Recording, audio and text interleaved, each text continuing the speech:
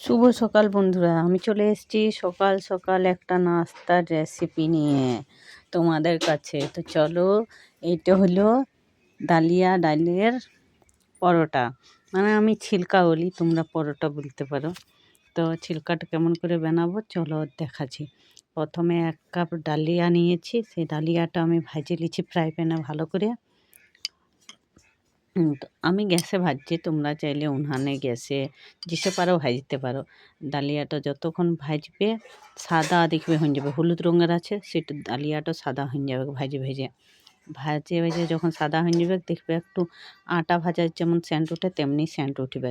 তো তারপরে আমি একটা জামে নিয়ে নিচ্ছি, সেই জামটাতে ডালিয়াটা আর 1 কাপ আমি দই রেখেছিলাম, টক দই। সেই দইটা মিক্স করে নিয়ে ঘাঁটি লিচ্ছি চামচ দিয়ে। হাত দিয়ে ঘাঁটলে হাতটা প্যাচ প্যাচ করবে, সেই জন্য হাত দিয়ে ঘাঁটছি নি, চামচ দিয়েই ঘাঁটছি। তো তোমরা ঘাঁটি লিবে, তারপরে চলো আমি দেখাচ্ছি। ये अपन कुछ नहीं करने वाला है क्या? जो कुछ भी करना है तुम लोगों को करने का है। अपन खाली टेक्निक बताएगा। ঘাঁটি লিয়ার পর এখানে দেখো আমি ভিজতে দিয়েছিলাম 5 মিনিটের মতন। ভিজে ফুলে গিয়েছে একদম আলুর মতন, ফুলে গিয়েছে। সেটা আমি একটা মিক্সির জারে নিয়ে নিলাম। জারে নিয়ে পরে এটাকে কী করব তোমরা তো বুঝেই গিয়েছো, যখন মিক্সির জার বলেছি তখন তো তোমরা বুঝেইছো। ওটাতে একটুকু মতন জল নিয়ে নিয়েছি আর পিষে নিলাম। লাইনও ছিল বলেই পিষতে পারলাম না, লাইন থাকলে পিষতে আর পারতাম না, হাতেই আমাকে বাটতে হতো শিলনোড়াতে।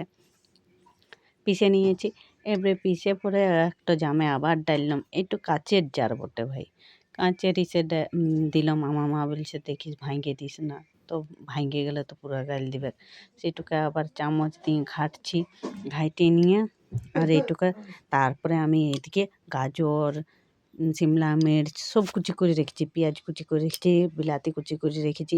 একটু ফ্রাই প্যানে দিয়ে দিলাম, একটুকু জিরা দিলাম, তারপরে শুকনা লঙ্কা দিয়েছি, বুটের ডাল দিয়েছি, ধনিয়া পাতা দিয়েছি, কারি পাতা দিয়েছি। এরপরে গাজর কুচি করে রেখেছিলাম সেইটাও দিন দিলাম, পেঁয়াজটাও দিন দিলাম। তোমরা সব দেখতেই তো পাচ্ছ, তাও আমি মুখে বলে দিচ্ছি যাতে না বুঝতে পারো। তারপরে শিমলা মির্চ, লঙ্কা কুটা, নুন সব দিয়ে পরে এটুকু নরম করে ভাজিয়ে নিচ্ছি। তোমরা যদি চাও नहीं सर, वो आपका काम है, मेरा नहीं। এটা তোমাদেরকে সব কিছু করতে হবে, আমি করবো না। আমি শুধু তোমাদেরকে টিপস বলে দিচ্ছি। আমার করে ভাই ইউটিউব থেকে নিয়েই আমি করেছিলাম, আমার খাইনি ভালো লাগলো, তাই ভাবলাম তোমাদের সঙ্গেও একটু শেয়ার করে দিই। তো এটাও আমি করি না সেটাও বলে দিচ্ছি, আমার বৌদি করেছে আমার মাসির ঘরে। তখন আমি ভিডিওটা করে নিয়ে আর বললাম দাও বৌদি ছাড়িয়ে দিচ্ছি। তো বৌদি বললে আমার মুখটা দেখাও না ভাই, নি তো তোমার দাদা গাল দিবে। তা আমি বললাম ঠিক আছে দেখাবো নাই, আমার এই ভালো না দেখাইলে লোকে ভাববে যে আমি এই করেছি নাকি। তো এ দেখো এখানে ভালো করে ঘাঁটে লিছি। তোমরা চাইলে কাঁচাও দিয়ে, বৌদি বললে যে কাঁচা দিয়েও তোমরা করতে পারো। কাঁচা এইটা তোমরা যদি তেল মশলা না বেশি খাইতে পারো সেই জন্যে। তো বৌদি বললে এইখানে একটু ভালো করে ফেটতে হবে, ভালো করে ফেটে নিবে। তারপরে এটাকে তাওয়াতে আমি ওইদিকে ফ্রাই প্যানে গ্যাসে চাপাই দিয়েছি তেল দিয়ে। বলি যাকে গরম হয়েছে তাকে এইটা একটু আমিও লাড়িয়ে নিলাম, বলি দেখি বৌদি কেমন লাড়তে লাগছে। তো দেখো আমার এখানে তাওয়া গরম হয়ে গিয়েছে, 1 ডাবু দিয়ে দিয়েছি। এটুকু এবারে ভালো করে করে নেবো। ছিলকা আমার তৈরি হয়ে গিয়েছে। তারপরে ওইদিকে বৌদি সস বাইর করতে গিয়েছে।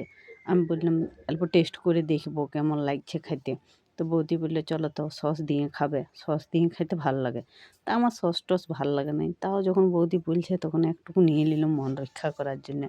মাসির ঘর অনেক দিন পর এসেছি। তো দেখো আমার পরোটা তৈরি হয়ে গিয়েছে, থালে দিয়েও দিয়েছে একটু করে।